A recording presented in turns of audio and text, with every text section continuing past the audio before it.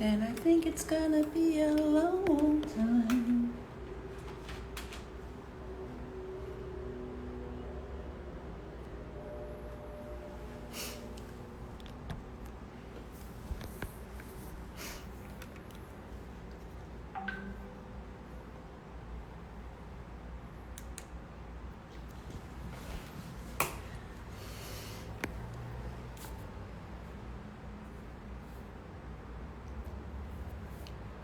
Já entrei, Bernardo, aí.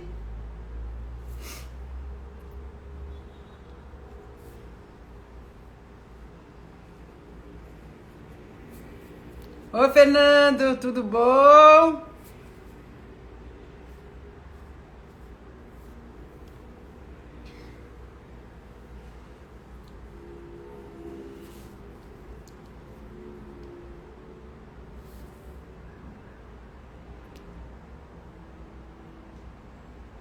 Silmara, tudo bom, minha lindona?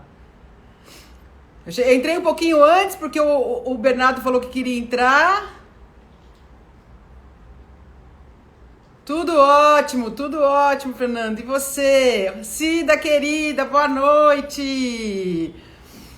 A Andréia deve estar ligando pro Amelitas! Ó, tá ficando bom aí agora, hein? Eu entrei um pouquinho antes porque o Bernardo pediu pra gente testar. Eu acho, gente, que essa vai ser uma live muito importante. Primeiro porque é num ambiente descontraído do Insta. É uma oportunidade pra gente ter uma visão um pouco mais simples, né? Na verdade, uma maneira mais simples e transparente da gente falar sobre essa carga de impostos que a gente tem no Brasil, sobre quem paga imposto no Brasil, porque isso é outra coisa muito importante, né? E a quem interessa uma modificação para um imposto único, né? Isso vai diminuir nossa carga tributária? Eu já aviso de antemão para vocês que não. Mas, sempre tem o mais, né? Com essa carga... Peraí, porque a André tá me mandando mensagem aqui no WhatsApp. Ai, meu Deus do céu. Peraí. Já tá lá.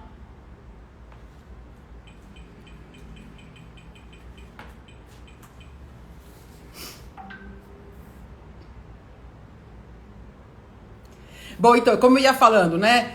Quando a gente pensa em imposto, a gente sempre acaba pensando entre mais e menos, né? Na verdade, o que a gente tem aqui no Brasil é que a gente não sabe, e assim, não só nós, população, como as pessoas, o sistema não sabe a transparência, nem sabe como vai fazer, como calcula os impostos, tá? E como você fecha entrada e saída. Então a gente tem um monte de imposto, cada um com uma regra diferente, cada um num estado é diferente, cada um às vezes no município é diferente, e essa contabilidade é muito complicada, né? Então, hoje o que eu quero que o Bernardo explique para vocês é justamente a transparência, né, e a facilidade da gente entender entrou. Da gente entender, né, os impostos que a gente paga, né? E aí, a partir da transparência, né? A gente poder começar a entender o que entra, né? Como entra e para onde vai e para quem vai. Bernardo, tudo bom? Tudo bom, doutora Roberta? Tá ótimo. Você tá virado para mim, assim, ó. Ah, é? Eu acho que é só Eu chacoalhar o celular. Isso. coloco assim é melhor, né? Porque aqui é Insta, tem que ser assim. Tá bom. Tá jóia. Gente, primeiro eu vou abrir nossa live. Já vou avisar as regras, Bernardo. É o seguinte, se por um acaso cair, gente, a gente tem 1 hora, na verdade a gente tem 57 minutos. Ele me avisa quando faltar 1 minuto, porque eu acho que a gente vai ter muita dúvida aqui. E aí eu aviso você e a gente encerra e você já está convidado para a próxima.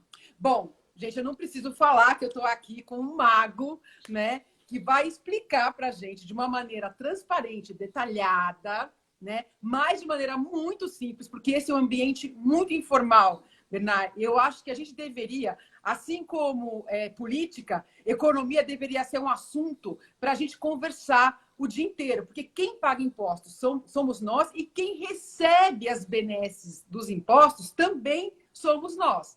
Então, nada como você saber que imposto você está pagando, por que você está pagando e o que você está recebendo em troca. Né? Eu acho isso muito importante. E o Bernard, ele tem a reforma, na verdade, né, do imposto único, e assim, eu acho que é a reforma mais adequada no primeiro momento, e ele vai explicar para a gente tudo isso. Então, eu não tenho nem como te agradecer, porque é uma pessoa de uma elite intelectual, né, do Brasil que está aqui disposto a ficar 1 hora com a gente no Instagram, de uma maneira muito... Olha, Bernard, é muito, muito, muito informal. Então, assim, use palavras simples, pode gesticular com a mão, exemplos bem fáceis para as pessoas entenderem que, às vezes, gente, eu vou só dar uma dica. Às vezes, a gente acha que só tem que diminuir imposto, diminuir imposto. Na verdade, a gente tem que saber que imposto, para onde vai? Aí, depois que a gente tiver tudo transparente, bem auditado, bem contabilizado, aí a gente pode começar a pensar, vamos aumentar? Vamos diminuir? Onde que a gente pode fazer esse jogo de cintura? E acho que é isso que o Bernard vai explicar para a gente. Bom, muito obrigada, bem-vindo. Eu gostaria que você se apresentasse primeiro e aí a gente começa o nosso bate-papo. Tá bom, eu sou Bernard Api, sou economista e sou diretor do Centro de Cidadania Fiscal. O Centro de Cidadania Fiscal é um think tank. O que é um think tank? É uma instituição que tem como objetivo formular políticas públicas e defender a adoção dessas políticas públicas. Nós somos independentes, somos financiados, sim, por algumas empresas, mas somos independentes. A posição do CECIF é uma posição que é dos diretores, não é dos financiadores. E nós temos tentado participar do debate sobre reforma tributária no Brasil. Nosso foco é mais sobre tributação. A gente, pelo estatuto, poderia participar de outras questões relativas à política fiscal, mas a gente só tem conseguido participar da discussão de tributação, que já é muito grande. Então... Enorme, né? É enorme. Fala pra gente um pouquinho, Bernard. Então, assim, explica pra gente um pouquinho como é que é. Assim, eu gostaria de saber como é que funciona a tributação aqui no Brasil, assim, de um modo geral. Ela é bem simples? Não. Essa pergunta é fácil, não. O Brasil tem provavelmente... Bom, vamos lá, vamos começar pelo começo. Acho que a sua colocação foi perfeita para depois a gente chegar no final, no resultado dela, tá? Quer dizer, o ideal seria as pessoas saberem quanto paguem de imposto para depois poderem pedir, ver o que estão recebendo do poder público em troca, tá certo? Agora, quando a gente fala em pagar imposto, a gente está falando de 4 categorias principais de tributos, simplificadamente. Então, tributos sobre o consumo, que são tributos sobre bens e serviços. Então, nós estamos falando aqui de ICMS, ISS, PIS, COFINS, IPI, que são o objeto da PEC 45, que está hoje no Congresso, depois eu vou falar dela. Nós temos tributos sobre a renda.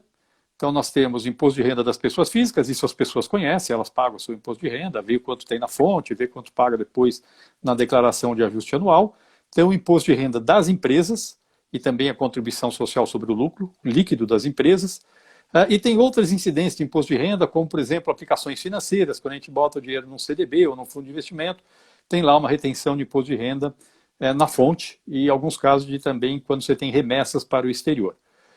Bom, depois temos tributos sobre o patrimônio, impostos sobre o patrimônio. E aqui são impostos sobre a posse de patrimônio ou sobre a transferência de patrimônio. Então, sobre a propriedade de patrimônio, nós temos o IPTU, que todo mundo conhece, o ITR, que é o Imposto sobre Propriedade Territorial Rural, que é uma espécie de IPTU para imóvel rural, mas a diferença é que ele é federal, embora possa ser municipalizado. E temos o IPVA. O IPTU e o IPVA todo mundo conhece. O ITR, quem tem imóvel rural, conhece. Depois nós temos tributos sobre transferência de patrimônio. Então aqui temos 2 no Brasil, Imposto sobre Heranças e Doações, que a gente chama de ITCMD, o nome oficial dele é Imposto sobre Transmissão, Causa-Mortes e Doações, e temos o famoso ITBI, que é quando você vende um imóvel, você tem que pagar o ITBI. Então, finalmente nós temos os tributos sobre a folha de salários.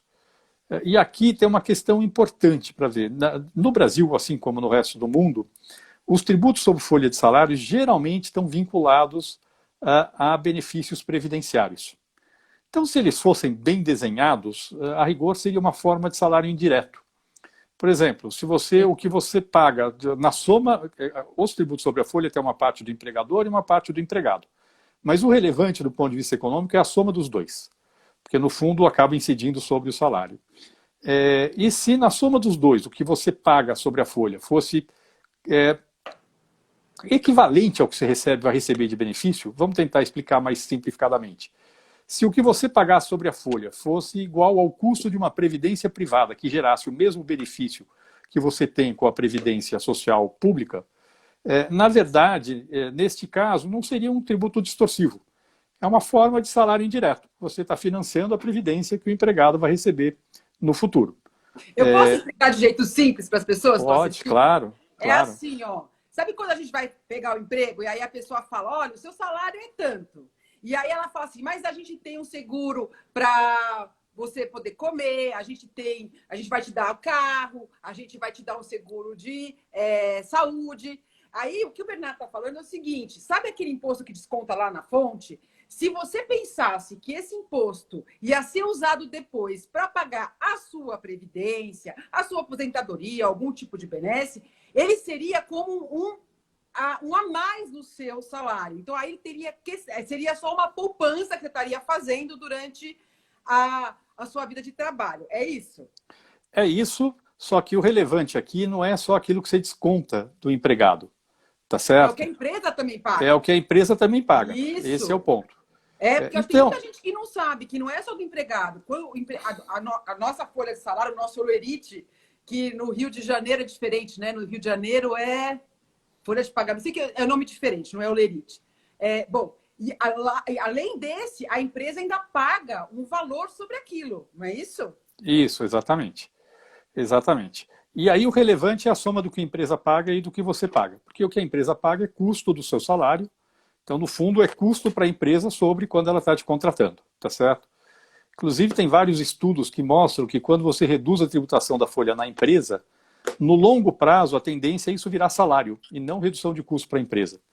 Lógico que depende de um monte de coisa, se o desemprego está alto, vira custo para a empresa, mas no longo prazo, se não tiver com a economia operando perto do pleno emprego, tende a virar salário e não redução de custo para a empresa. Mas, bom, então vamos falar aqui. O que é um bom sistema tributário?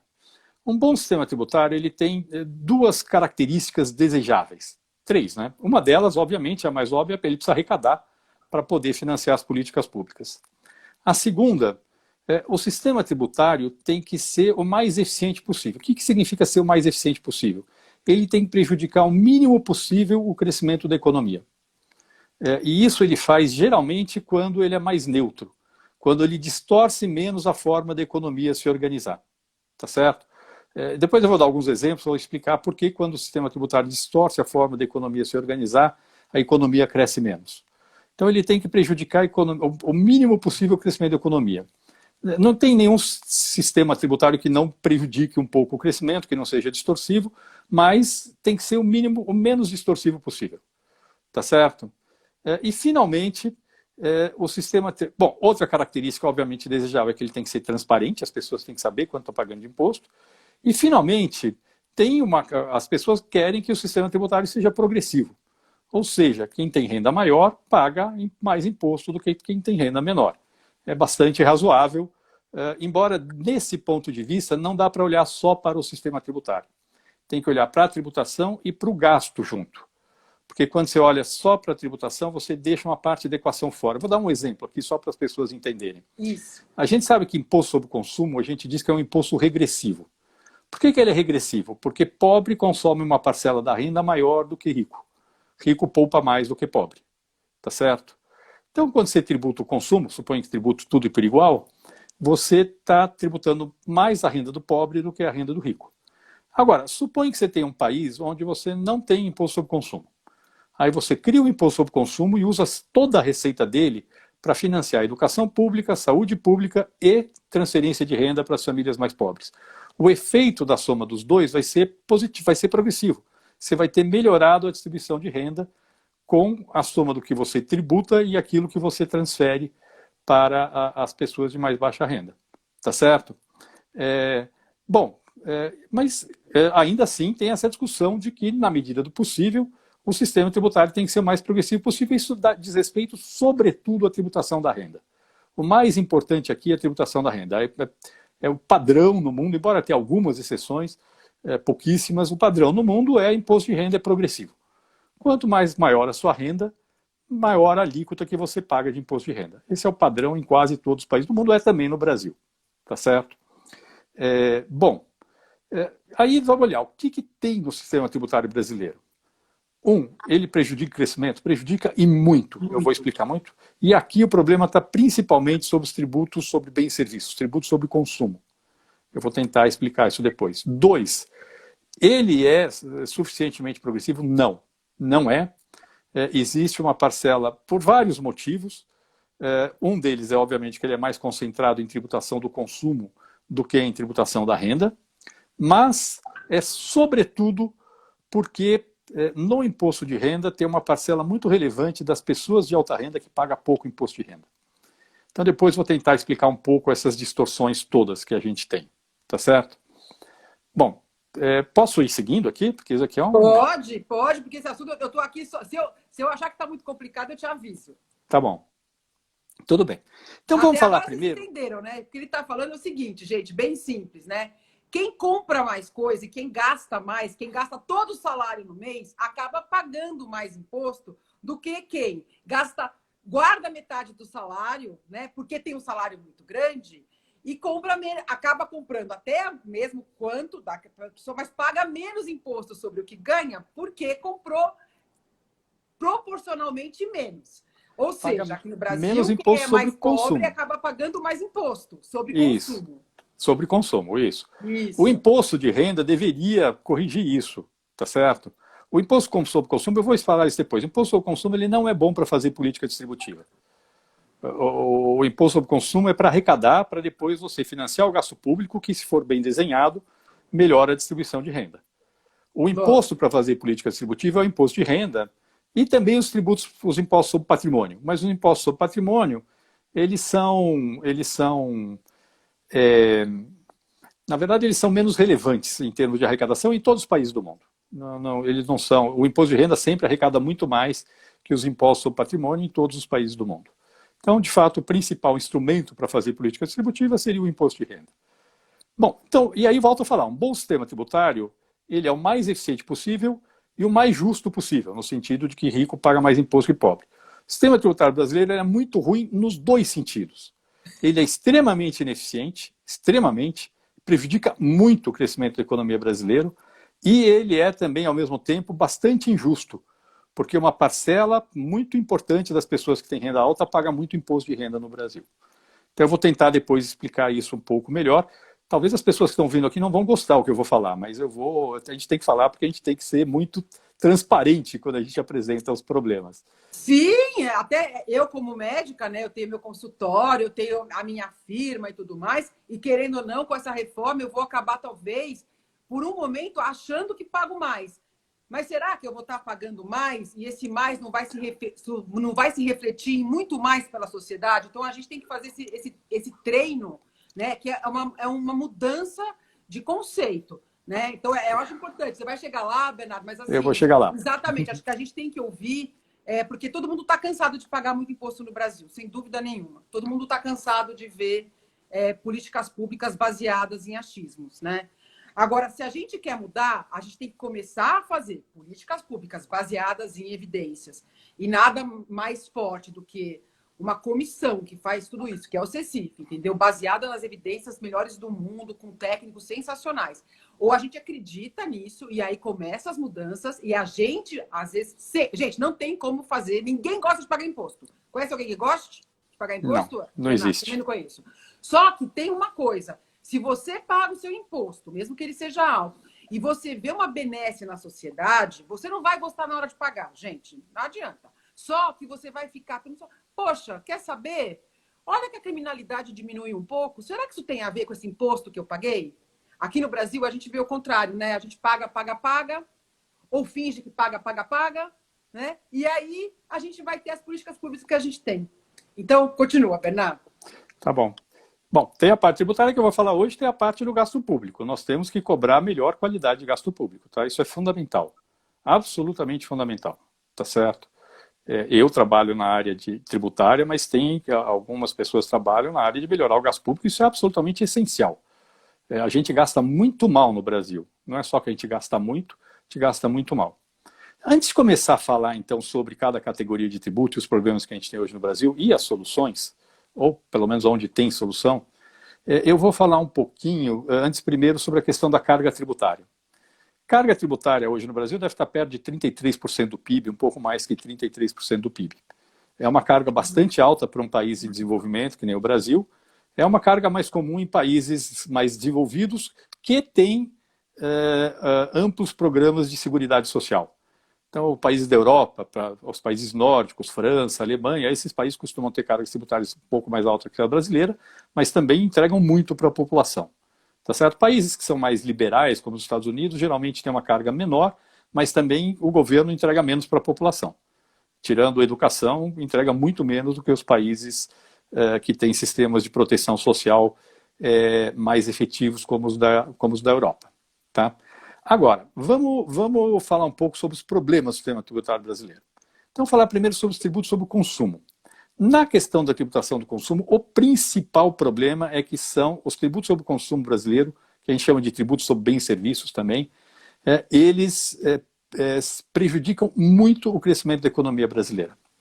Então, o que nós temos hoje? Nós temos no Brasil hoje 5 tributos gerais sobre bens e serviços, mais alguns específicos, tá? Mas os gerais são o PIS e a COFINS, que são tributos federais, que incidem basicamente sobre receita de todas as empresas, às vezes de forma cumulativa, às vezes de forma não cumulativa. Temos o IPI, que é o Imposto sobre Produtos Industrializados. Temos o ICMS estadual, que é o Imposto sobre Circulação de Mercadorias e alguns serviços, que é basicamente comunicação e transporte, exceto o transporte municipal. E temos o ISS, que é o Imposto sobre Serviço Municipal. Bom, qual o problema? Como é que o mundo tributa ao consumo de bens e serviços? A grande maioria dos países do mundo tributa ao consumo de bens e serviços através do imposto que a gente chama de Imposto sobre Valor Adicionado, o IVA, o famoso IVA. O que é o IVA? O IVA é um imposto que a gente chama de imposto não cumulativo. Você cobra em toda a cadeia de produção e comercialização no sistema de débito e crédito. O que é esse sistema? Tudo aquilo que a empresa vende incide o imposto sobre a venda, a gente chama de débito. E aquilo que ela compra, o imposto que incidiu na compra dela, ela recupera na forma de crédito. Então vamos pensar numa empresa que compra insumos em termos genéricos, insumo é tudo, inclusive consultoria que ela contrata, advogado, etc. E tal. E ela paga 100 na compra dos insumos. Aí ela produz e vende o produto dela por 150, tá certo? Vamos supor que a alíquota do IVA é 10%. Como é que vai funcionar nessa empresa? Ela vai ter um débito, quer dizer, o imposto que incide nas vendas dela, de 10% de 150. Mas ela vai recuperar na forma de crédito o imposto incidente nos seus insumos, que vai ser no valor de 100, de 10, desculpa. 10. De 10, porque é 10% de 100, tá certo? Quanto ela vai então, pagar? Vamos explicar, Bernardo, vamos explicar bem direitinho, que é assim, ó. Digamos que eu tenho uma fábrica de bolo. Aí, para fazer meu bolo, eu vou gastar 100 ovos, tá? Meus ovos. E vou vender esse bolo a R$ 150. Aí, o imposto o bolo vai ser, o imposto dele, que é o IVA, vai ser 10% sobre 150, que são R$ 15, tá? Isso. E sobre os ovos, aí o que acontece? Como eu usei meus ovos lá, lembra que eu usei 100 ovos? Eu tenho ali um crédito, né, de R$ 10, 10% sobre os 100 ovos que eu usei. É isso, não é? É isso, exatamente. E você vai pagar 5 de imposto. A diferença entre os 15, só os 5. Exatamente. Isso. Mas, na verdade, quando você considera tudo que foi pago em toda a produção dos ovos, até chegar na sua... Ou seja, tudo que foi pago anteriormente, corresponde aos 10 que estão incidindo naqueles 10 que você comprou. Então, na prática, aqueles 15 que aparece como imposto incidente na sua venda, é a soma de tudo que foi pago ao longo da cadeia de produção e comercialização daquilo que você está vendendo. Tá certo? Essa é a ideia básica. Num bom IVA, então, no fundo, no IVA, como ele funciona nesse sistema de débito e crédito, nós chamamos não cumulativo, o imposto que está incidente na última venda é exatamente a soma de tudo que foi pago em todas as etapas para poder chegar naquilo que você está vendendo. Tá certo? Entendi. Bom, aí o que acontece? Num bom IVA, você Você não tributa as exportações, porque você não exporta esse imposto, isso é um imposto sobre consumo, tá certo? E você não tributa os investimentos, porque esse é um imposto sobre consumo. Porque se você tributar o investimento, você aumenta o custo das máquinas, etc. e tal, e a economia cresce menos. Então, na verdade, não é bom tributar investimento, é bom não tributar investimento. Então, no fundo, o que acontece? E você tributa a importação, da mesma forma que você tributa a produção nacional, tá certo? O que significa isso? Significa que tanto faz o que se o que eu estou comprando foi produzido no Brasil ou foi produzido no exterior. O imposto vai ser o mesmo. Se eu quero diferenciar o que eu estou trazendo do exterior, tem um outro imposto que faz isso, que é o imposto de importação. É outra coisa, esse é regulatório, é outra coisa. O IVA, ele não distorce. O IVA é neutro, o imposto é sempre o mesmo, independentemente de onde você produziu. Tá certo? Ele é sempre o mesmo. Bom, aí então ele é um imposto que incide sobre o consumo. Por quê? Porque, na verdade, tudo que um país produz e importa só tem 3 destinos possíveis. Ou ele é consumido, ou é exportado, ou é utilizado para aumentar a capacidade produtiva, que é o investimento. Então, na verdade, como você não tributa o investimento e não tributa a exportação, você está tributando só o consumo. Então, o que é o IVA? O IVA é um imposto sobre o consumo que é cobrado em cada uma das etapas do processo de produção e comercialização. Tá certo? Nesse sistema de sempre, crédito e débito, né? Então, no sistema de crédito e débito. É a somatória, desde a hora da galinha. Então, o ovo saiu lá da galinha. Isso. Eu adorei a ideia dos ovos. A gente vai somando ali, o IVA deveria ser essa soma lá dos 5%. Isso. É isso, né? Exatamente, é isso. Se apareceu que você está pagando R$15 de IVA no bolo, isso, na verdade, é a soma de todo o imposto que foi pago na produção dos ovos, na produção da farinha, na produção do chocolate e no trabalho de quem fez o bolo. Tá certo? Perfeito. É exatamente a soma. E ele é super transparente. Aquilo que o consumidor vê, eu estou pagando aqui R$15, é exatamente a soma de todo o imposto que foi pago para produzir aquele bolo. Tá certo? Bom, aí o mundo sabe o que é um bom IVA. Um bom IVA tem algumas características, tá? Ele é o mais uniforme possível, tem o mínimo possível de exceções. Porque ele é um imposto sobre consumo, e você tem que tributar o consumo por igual. Não tem que ficar definindo o que você vai tributar mais ou menos. Porque aqui é tudo diferente, né, Bernardo? Aqui eu já vou falar isso. Do que né? A gente vai ter biscoito. Biscoito é diferente de. Como é que é? Biscoito é feito de bolacha. Isso, mais ou menos isso. Bom, aí, então você vai chegando e você não deve. Tudo é o mais neutro possível. E os melhores IVAs do mundo. Eles têm nenhum benefício fiscal, nenhum, e uma alíquota só. Na verdade, só uma alíquota para tudo. Tá certo? Os IVAs mais antigos, como os da Europa, têm mais de uma alíquota. Geralmente tem 3 alíquotas.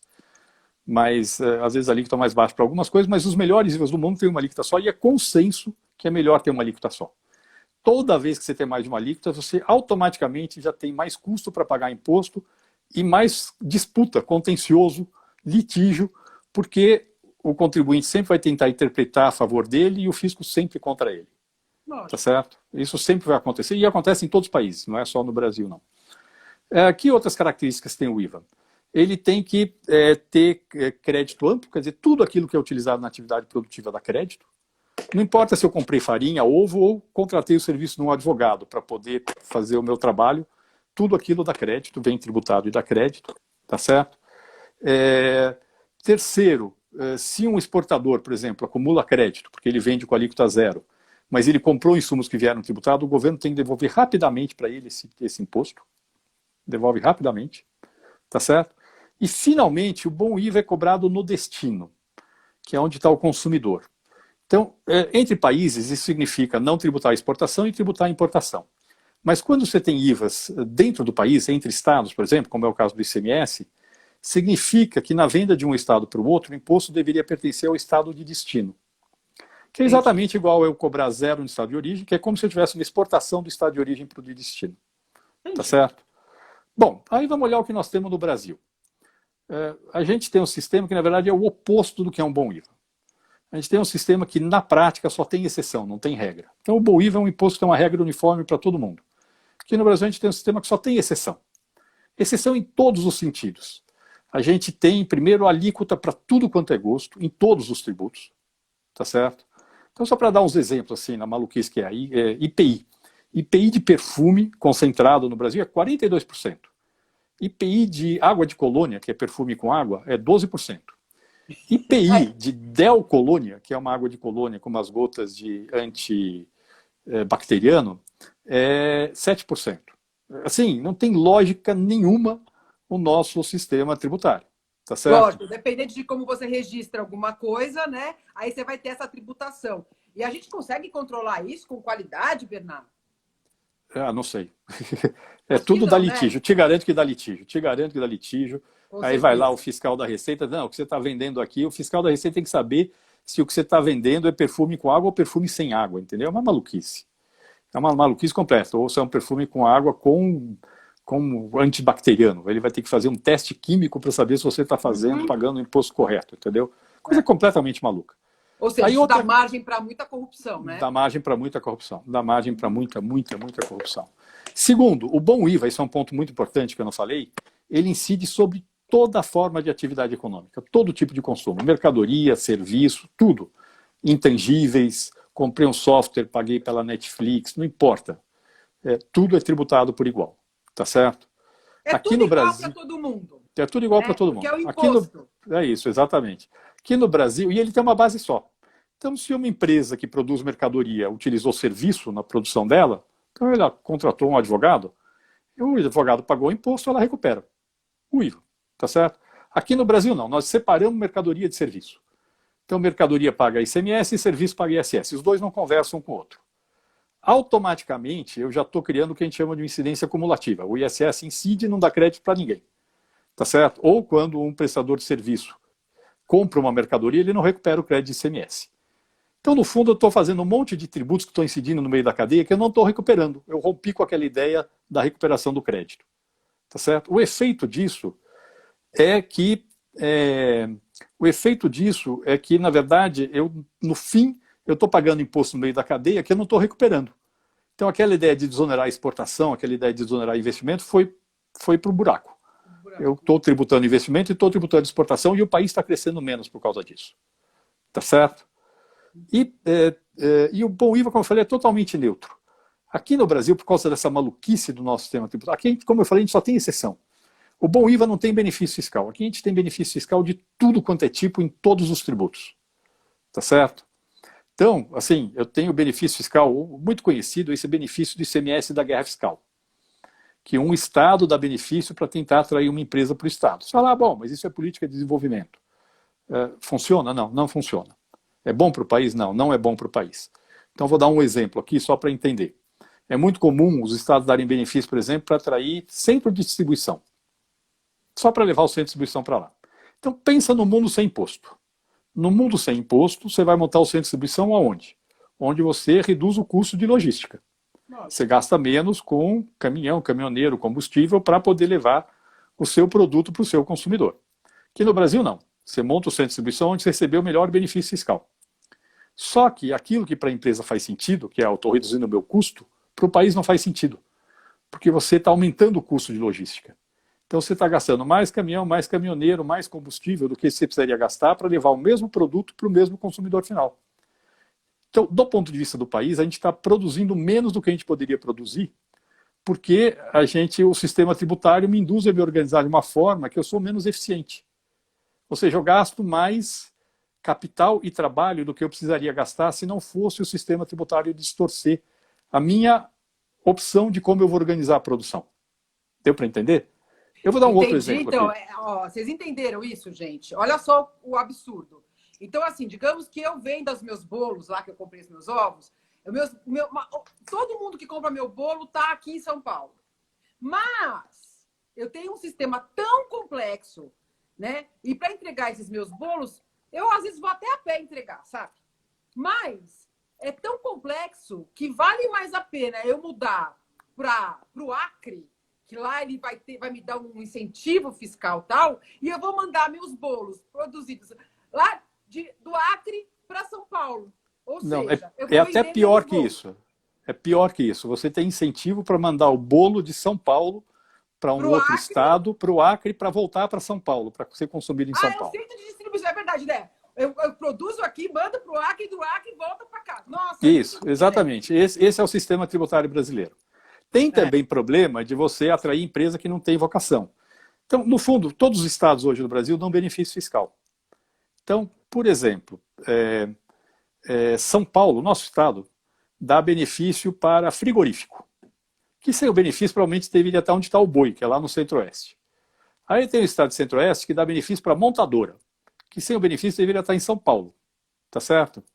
Então, no fundo, eu distorci completamente, assim, eu aumentei o custo de logística de vender carro e de vender carne, por conta do sistema tributário.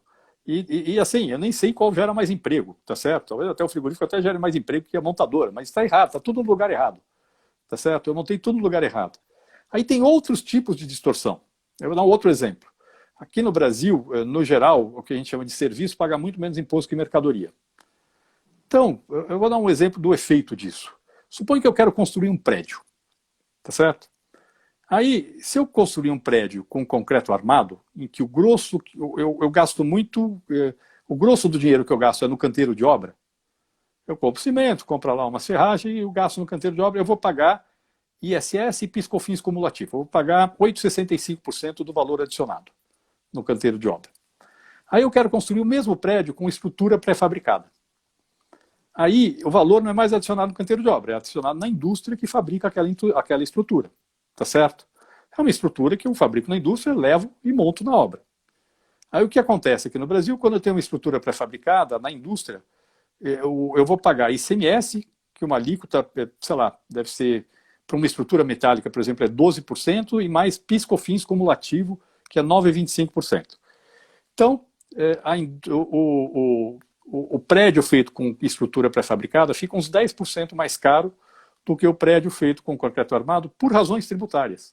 Não tem nada a ver com a eficiência na produção.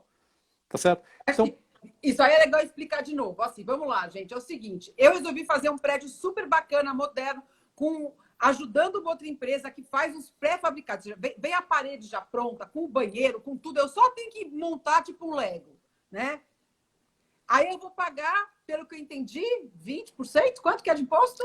Não, então, no prédio feito com concreto, no prédio feito com estrutura pré-fabricada, o valor que você adicionou na indústria paga no mínimo 21 e 25%. 21 e 25%. Agora, se eu resolver ir lá fazer um prédio de pau a pique, tá? Então eu vou lá, pego pau a pique, coloco assim a massa, ele vai cair amanhã, mas eu fiz o prédio todinho lá, tá? Você fez de concreto armado. Porque eu fiz você lá. Vai pagar isso. Você vai pagar no máximo 8,65 sobre o valor adicionado no canteiro de obra. Então, na verdade, a diferença é de uns 13%, é 12 e poucos por cento. O que significa isso? Deixa eu tentar explicar o que significa isso. Suponha que no país, com a mesma quantidade de capital e trabalhadores que você constrói, vamos dizer, 10 prédios de concreto armado, você pudesse produzir 11 prédios com estrutura pré-fabricada. Tá certo? Isso. Aqui no Brasil, você vai fazer os 10 prédios. Por quê? Porque o sistema tributário te induz a fazer 10 prédios e não 11 prédios. Porque é mais barato construir de um jeito do que do outro jeito. Isso tudo é o tipo de distorção que a gente tem hoje no sistema tributário. Eu poderia aqui passar horas te dando exemplos desses, tá? Mas vou ficar nesses aqui. Sabe o que eu acho muito importante a gente falar, Bernardo? Olha, esse exemplo que você deu foi perfeito. Olha o que a gente está perdendo em qualidade. Porque a gente acha que esses impostos, eles dizem respeito aos outros, não a gente. Então a gente podia estar num outro patamar de Brasil. Isso, exatamente. Vamos lá. Continua. É isso, exatamente. Bom, em cima disso a gente tem outros problemas. Então, nós temos um sistema tributário que, no fundo, eu estou tributando investimento, tributando exportação. Eu tenho um sistema tributário que me leva a organizar a estrutura produtiva do país de forma muito ineficiente. Me leva a alocar capital e trabalho em setores que são menos eficientes que outros. Que significa que o país produz menos do que poderia produzir. E tem um sistema tributário que é o mais, na parte de tributação de bens e serviços, é o mais complexo do mundo. Tá certo? Por causa desses 5 tributos que a gente tem. E a consequência disso são duas. O custo burocrático de pagar imposto no Brasil. Quer dizer, cara que fica ali preenchendo papel para cumprir burocracia para pagar imposto, no Brasil é o mais alto do mundo.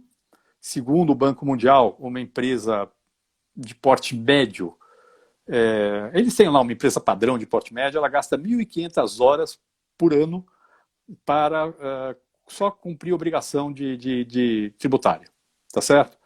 Aí, O que torna o país super ruim para você trazer empresas de fora que queiram investir tudo, que ele vai ter que ter alguém para fazer isso, né? Isso, não, é. E aí, só para vocês terem uma ideia, a média no mundo é 200 e poucas horas. Ou seja, todo esse resto desse trabalho é trabalho que eu perdi, que a pessoa podia estar fazendo alguma coisa produtiva e não fazendo burocracia que não serve para nada. Eu não estou gerando riqueza nenhuma. Eu estou gerando papel para entregar para o fisco. Tá certo? E aí eu tenho também outro problema, que é a litigiosidade. A litigiosidade, o que a gente chama de litígio tributário, quer dizer, são as disputas entre o governo e os contribuintes. No Brasil, provavelmente também é o mais alto do mundo. A gente não tem uma comparação completa, mas provavelmente é o mais alto do mundo. Só para você ter uma ideia, tem um estudo feito recentemente que estima que o litígio tributário no Brasil corresponde a cerca de 73% do PIB do Brasil. O valor das matérias em litígio entre as empresas e o fisco é 73% do PIB. Desses 73% do PIB, deve ter uns 30% do PIB que é crédito podre. Que eles estão lá dizendo ali que vão cobrar, mas não existe mais a empresa, não vão cobrar nunca. Tipo, sei lá, dívida tributária da Varig, entendeu? Que é uma das maiores devedoras. Óbvio que não vai recuperar isso nunca, mas tira esses 30% do PIB, ainda sobra uns 40% do PIB de litígio tributário para valer de empresa que está operando. Agora, pensa no efeito disso. Além do efeito mais óbvio, que é gastar um dinheirão com advogado por conta do litígio, você tem outros efeitos. Você tem um efeito de que, às vezes, para a alta administração da empresa estar mais preocupada em resolver um litígio tributário do que ser mais eficiente que o concorrente, no Brasil e no resto do mundo, tá certo? E eu tenho um problema muito sério de que quando eu tenho esse grau de litígio, eu tenho muita insegurança jurídica. Então uma empresa vai investir no Brasil e fala, opa, olha, eu tenho aqui o meu concorrente que tem 50% do patrimônio líquido em litígio tributário. Isso é um país perigoso. Eu vou lá entrar operando, achando que eu estou fazendo tudo certo, e de repente vai vir lá um fiscal, vai me autuar, e isso pode corresponder a 50% do meu patrimônio líquido. O que eu faço? Ou eu não invisto, ou eu invisto com uma margem mais alta para poder compensar o risco que eu estou correndo por estar trabalhando no Brasil. Então, das duas umas. Das duas não. O que acontece é os dois. A gente tem menos investimento por causa disso e a gente paga um custo mais caro pelo que é produzido no Brasil, porque as empresas que operam aqui operam com risco maior do que a empresa que opera em outro país. Deu para entender? Total. Total. E também isso acaba gerar, assim, no pequenininho, muita, como fala, gente que fica fora, porque para você entrar nessa roda, você tem que ser grande. Se bem que para o pequeno aqui no Brasil a gente presumido, etc e tal, mas mesmo assim a gente tem esses problemas.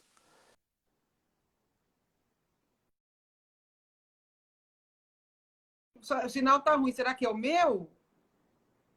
Bernardo Caio, deixa ele entrar de novo. O Cláudio tá aí. Gente, tem uma porção de gente querida aqui. Deixa o Bernardo entrar de novo. Se der tempo no final, eu vi a dúvida da Amélia aqui, que ela mandou uma super pergunta, mas de qualquer forma, Amélia, eu vou mandar para o Bernardo, tá? E a gente dá uma resposta depois, E o Pedro também mandou. Helena, querida, tudo bom, Helena? Será que a Helena está aí? Que legal, que máximo. Deixa eu ver se eu consigo falar com... pronto, tá aqui, vai. Pronto, agora sim. Agora ele voltou.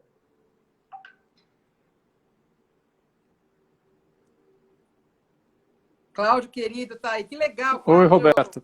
Não sei o que aconteceu. Não, acho que a gente estava falando de tanto imposto que deve ter cortado nossa live. Pode ser. Com medo do que você está falando aí. Tá bom. Continua. Então, deixa eu falar um pouco o que a gente está propondo para tentar resolver esse problema. Esse é o ponto, tá certo? Nós, lá no Centro de Cidadania Fiscal, desenvolvemos uma proposta de reforma da tributação brasileira de bens e serviços. Essa proposta foi incorporada na PEC 45, que está hoje na Câmara dos Deputados. É uma das propostas de referência no debate da reforma tributária. E, basicamente, o que nós estamos propondo é falar o seguinte, olha, vamos substituir esses 5 tributos muito ruins que a gente tem no Brasil, que são o PIS, a COFINS e o IPI, que são federais, o ICMS estadual e o ISS municipal, por um único imposto, que a gente está chamando de Imposto sobre Bens e Serviços, que é um imposto do tipo IVA. Tá certo? A gente chama de Imposto sobre Bens e Serviços O IBS, isso. A gente chama de IBS em vez de IVA porque os IVAs modernos chamam Goods and Services Tax. Só por causa disso, é só padrão mundial, não tem nada de muito original. Bom, como é que seria esse IBS? Esse IBS, no desenho dele, ele é exatamente aquilo que é o melhor IVA do mundo. A gente simplesmente pegou e falou, ó, o que é o melhor IVA do mundo? Vamos tentar trazer isso para o Brasil. Que é um imposto que tem totalmente uniforme, nenhum benefício fiscal, uma única alíquota para todos os bens e serviços, tá certo? É um imposto para arrecadar, não é para fazer política pública. Tudo aquilo que a empresa usa na atividade produtiva, tudo dá crédito, ao contrário do que acontece hoje, é cheio de restrição para usar crédito, tanto de ICMS como PIS/COFINS cumulativo. Exportação completamente desonerada, ao contrário do que acontece hoje, tá certo? Investimento completamente desonerado e o que tem de relevante aqui é que os outros países normalmente têm um único IVA. Só que aqui nós estamos falando em substituir tributos que são federais, estaduais e municipais por um único imposto. E aí o que a gente está propondo? A gente está propondo que esse IVA seja um único imposto para o contribuinte, é um imposto só, tá certo? Mas a receita dele vai ser distribuída entre a União, os estados e os municípios, e na distribuição para estados e municípios vamos observar aquela ideia do princípio do destino. Ou seja, o imposto pertence ao estado de destino ou ao município de destino, tá certo? Então, o imposto é um imposto, o IBS Vamos traduzir isso direitinho? Vamos traduzir isso. Quer dizer assim, ó, eu vou pagar o imposto aqui. E aí o imposto único. Então, eu vou pagar 10. Aí vai ter lá um lugar que faz as contas direitinho, vai ficar 5 para o governo federal, 5 para o estado e 2 para o município. E esse município é o município de onde vem a mercadoria, é isso? Não, é o município onde está o consumidor, é o contrário, é destino, é o consumidor, que é você. Esse é um imposto que quem está pagando ele, na verdade, é o consumidor, tá certo? Isso, eu estou pagando, entendi. Você que está pagando, é o consumidor que está pagando, ele está no preço, e aquilo que aparece como alíquota, que você está pagando X%, é exatamente o que foi pago, lembra que eu falei no IVA? É exatamente o que foi pago na cadeia, tá certo? Você pode eu não vou tributar a exportação, não vou tributar investimento, eu vou estar tributando só o consumo. Tá, que eu, como médica, por exemplo, vou poder descontar meu celular, que eu estou usando na minha profissão, vou poder descontar o meu aluguel, essas coisas. É isso? Isso, exatamente. Exatamente. Os equipamentos que você comprou, etc e tal. Exatamente isso. Entendi. Tá certo? Bom, aí, eu vou falar um pouquinho mais aqui como é o desenho, tá? Bom, então, o que eu disse que é destino é isso, é que quando você vende de São Paulo para Minas, o imposto que incide nessa operação, a parte estadual, pertence a Minas, não pertence a São Paulo. Tá certo? Entendi. Se quem comprou for uma empresa que está produzindo, usando isso na produção, vai dar crédito para a empresa. Então, no fundo, não tem tributação, porque o que eu estou pagando aqui, ela está recuperando lá. Tá certo? Se a venda for para um consumidor final, aí vai ter a tributação. Tá certo? Bom, o que nós estamos propondo aqui dentro desse modelo? Isso é uma coisa importante. A gente está propondo, mas como é que a gente passa do nosso sistema tributário atual para esse novo sistema? Isso.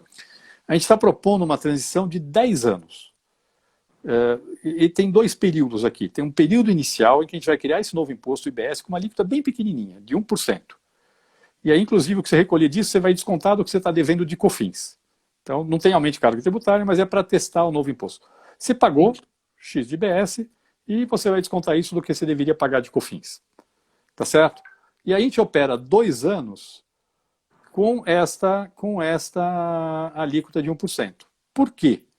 Porque eu preciso saber qual é o potencial de arrecadação desse novo imposto e eu preciso saber qual é o impacto dele na hora que eu aplicar esse princípio de destino, de que o imposto pertence a uma parte para o estado de destino, outra para o município de destino. Tá certo? A partir daí, em 8 anos, a gente faz o que é a transição mesmo. A gente vai reduzindo as alíquotas dos tributos atuais, todas, e vai subindo a alíquota do novo imposto. Como depois desse período de teste eu sei qual é o potencial de arrecadação do novo imposto, eu consigo fazer essa transição mantendo a carga tributária totalmente constante. Então, a gente preparou um modelo que garante de que você não vai ter aumento de carga tributária. E não vai ter redução também. Não vai ter redução também por quê? Porque o Brasil está quebrado. Infelizmente, essa é a realidade. Não tem condição hoje de reduzir carga tributária no Brasil. Né? Agora, Bernassi, então o que o Bernassi no futuro talvez dê. É uma triste realidade, né? Mas a gente, no Brasil como está, e a gente tem que pensar que a gente tem... Vamos, só para vocês terem uma ideia, a gente tem quase 50% da nossa população sem esgoto. Então, a gente está falando de um país que tem que investir muito no próprio país, né? Então, vai demorar para a gente poder mudar de um país subdesenvolvido para um país desenvolvido. Bernardo, você acha que depois de 10 anos, porque eu sou muito otimista, com um imposto desses, pelo que eu entendo, você pode sim, até depois de um tempo, quando ele estiver funcionando bem, pensar em mudar essas alíquotas ou não? Ou isso é uma fantasia? Pode sim, pode ser. Eu vou te explicar por quê. Tá? Bom, tem uma característica a mais, só encerrando aqui, tem uma transição que é na distribuição da receita para Estado e município. A gente montou um modelo, isso não é relevante para o contribuinte, mas a gente montou um modelo que o impacto na receita em relação ao que cada um arrecada hoje e o que ele vai passar a arrecadar com essa ideia do destino vai demorar 50 anos para afetar a arrecadação. Para poder o efeito ser muito diluído. Não tem importância nenhuma para o contribuinte. Para o contribuinte, o sistema tributário muda em 10 anos. É só para a gente não ter um efeito muito grande, porque tem uma redistribuição de receita, alguns ganham, outros perdem. Então, para que esse efeito seja muito diluído no tempo, a gente invocou lá 50 anos. Tá certo? O que tem de importante dentro dessa proposta? E esse é o ponto mais importante de todos. Se a gente fizer essa mudança no sistema tributário e corrigir todas as distorções, porque essa mudança que a gente está propondo corrige todos os problemas dos tributos brasileiros sobre bens e serviços. E a correção dessas distorções tem um impacto enorme sobre o potencial de crescimento do país. Enorme. Tem um estudo que foi feito agora, divulgado há um mês, 2 meses, por um economista que chama Braulio Borges, que estima que a aprovação da PEC 45 elevaria o PIB potencial do Brasil em 20 pontos percentuais em 15 anos. Uau! A gente está falando em 15 anos, cada brasileiro ser 20% mais rico em média do que poderia ser sem a reforma tributária. Tá certo? E aí eu vou tentar um pouco responder a sua outra pergunta. Este impacto sobre o crescimento, desde que a gente tenha controle na expansão da despesa, isso é muito importante, se você aumentar toda essa arrecadação e tudo isso virar despesa automaticamente, a gente não resolveu o problema fiscal do país. Mas se você mantiver o controle de despesa, você abre espaço, seja para reduzir a carga tributária, seja para aumentar as políticas públicas. Então, eu vou te dar um exemplo. O Braulio calculou, a dívida pública do Brasil está subindo muito esse ano por causa da pandemia, porque o governo está gastando muito. O que o governo deve, tá certo? Deve chegar no ano que vem perto de 100% do PIB, tá certo? Esse economista Braulio calculou o seguinte, olha, vamos supor que a gente mantém o teto do gasto, aquela regra de que o gasto federal só pode crescer pela inflação. E aí ele falou, vamos manter isso até 2026, que é o que está na Constituição, e em 2027 você deixa que a inflação mais crescimento da população, que hoje no Brasil é baixíssima, é menos de 1% ao ano. Então, a partir de 2027 é inflação mais 0,8%, 0,7% ao ano. Estamos envelhecendo. Que é uma regra fiscal muito dura. Não, é uma regra assim, você não pode, o gasto tem uma regra muito dura para o gasto. Aí ele falou, olha, se não tiver a reforma tributária, é o teto do gasto, é o famoso teto. Então, falou, vamos manter o teto até 2036. Tá certo? Aí ele fez a conta. Sem a reforma tributária, a dívida pública vai ficar oscilando em torno de 100% do PIB de hoje até 2036. O que significa que você não vai conseguir reduzir carga tributária, não tem espaço, e você não vai poder aumentar a política pública, porque também não tem espaço. Tá certo? E aí ele fez a mesma conta com a aprovação da PEC 45. E chegou à conclusão de que a dívida pública caía para perto de 30% do PIB, pelo efeito positivo sobre o crescimento da PEC 45. Tá certo? Óbvio que a gente não precisa baixar ela para 30% do PIB. Se a gente baixar para 60% do PIB, nesse prazo, já está ótimo. Quanto isso significa agora, Bernardo? Hoje, então, o ano passado fechou em 76% do PIB. No fim desse ano deve chegar perto de 95% do PIB. E o ano que vem deve chegar perto de 100% do PIB. Esse ano vai crescer muito por causa da pandemia, por causa do gasto do governo, por causa da pandemia. O ano que vem ainda cresce também. Então, no fundo, o que nós estamos falando é o seguinte, olha, com a reforma tributária, não é de imediato, porque os efeitos são de prazo mais longo, eu não quero enganar ninguém, tá certo? Não vamos enganar ninguém. Os primeiros 4, 5 anos o efeito direto é pequeno, tem um efeito positivo, via expectativas, que faz cair o juro de longo prazo, ajuda a recuperar o investimento, mas o grosso do efeito não é de curto prazo, não queremos enganar ninguém. É um efeito que vem muito forte em 6, 7 anos. Aí ele começa a ser muito forte. Aí durante mais 10 anos você vai ver a economia brasileira bombando assim de crescer. Tá certo? O que significa que... Em termos de país, em termos de políticas públicas, gente, 8 anos não é nada. Pois é, 6 anos. 6 anos você já vai começar a ver um efeito bem forte. Então, tem um efeito fraquinho nos primeiros anos, mas não é tão forte. O grosso efeito é 6 anos depois. O que significa que daqui a 6, 7 anos a gente vai poder começar a discutir, olha, eu quero usar esse espaço que eu tenho gerado por esse maior crescimento para reduzir a carga tributária ou quero usar esse espaço para gastar mais. É uma decisão política. É absolutamente válida. Vão ter uns que vão querer reduzir a carga tributária e outros vão querer que tenha mais política pública. Mas essa é uma decisão política que pelo menos você dá o espaço para poder ter a decisão política. Sem a reforma tributária não vai ter esse espaço. A decisão política é eu não posso fazer nada. Essa que é, ou eu só posso fazer alguma coisa no gasto aumentando a carga tributária, o que é péssimo. Tá certo? Num então, país que já está pagando muito. Esse é o efeito, Então, no fundo, é isso que nós estamos falando. Eu queria só falar de 2 pontos aqui que eu acho que são importantes para a gente explicar um pouco o que é a reforma tributária. Primeiro, as pessoas falam, por que precisa de 10 anos de transição? Acho até que o Congresso, a tendência é reduzir um pouco o prazo, mas não pode reduzir demais. Por quê? Porque tem empresa que fez investimento em cima do sistema tributário atual. Tem um monte de benefício fiscal, um monte de distorção que vão deixar de existir. Mas ele fez um investimento. Se eu fizer uma transição muito rápida, em 1, 2 anos, essa empresa pode se tornar não competitiva. Ela fala, bom, com o novo sistema tributário, o meu preço não é competitivo. Tá certo? E aí ela tem uma perda de capital. Ela tem que vender com uma margem super baixa e vai perder. No fundo, ela vai perder capital ou investimento que ela fez. Então é para dar segurança jurídica para as empresas que já fizeram investimentos e porque tem mudanças de preços relativos. Tá certo? E aqui eu queria entrar... pessoas, Bernardo, assim, para as pessoas como nossa, classe média, média alta, média baixa, Tá. Porque eu acho que a gente é que paga mais imposto e a gente é que vai ser mais impactado, né, como sempre. Não somos nós que pagamos mais imposto, não. Quem paga mais imposto, eu acho que como proporção da renda no Brasil ainda é o pobre. Ainda é o pobre. Ainda é o pobre. Talvez seja a classe média, depende muito de quanto poupa, mas sim, se a classe média não poupa nada, consome tudo, ela paga mais imposto que o pobre, é verdade. Mas se ela poupa... Olha, eu acho que é uma coisa, talvez a gente perceba, a gente tenha mais consciência e tenha até talvez mais tempo para poder discutir isso e a gente sente cada imposto que a gente paga.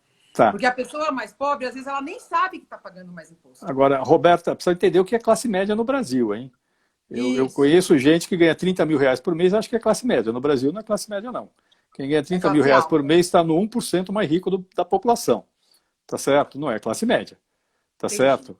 Tá. O rendimento médio do trabalho no Brasil... 2 minutos! Vamos lá, vamos correr aqui. É R$ 2.300. Então, eu vou querer falar um pouquinho sobre esse impacto. Vamos lá. Tem uma questão que é importante, que é as pessoas falam, o setor de serviço vai ser prejudicado. Tá certo? E aí vai falar, bom, faz sentido ou não faz? Primeiro, o serviço que está no meio da cadeia, que presta serviço para a empresa, vai ser beneficiado. Porque vai pagar imposto e vai dar crédito integral, ao contrário do que acontece hoje. Ele paga imposto e não dá crédito. Sim, pode ter um aumento de preço de serviço para consumidor final. E uma redução de preço de mercadoria. No agregado, na soma de tudo, é deflacionário. Tá? Só para dizer, na soma, na média de tudo, vai cair os preços. Não vão subir, eles vão cair. Tá? Mas sim, vai ter aumento de preço relativo de serviço em relação a preço de mercadoria. Aí o setor de serviço fica contra a reforma tributária. Aí vamos olhar um pouco com calma para essa questão, tá certo? Consumo de serviço.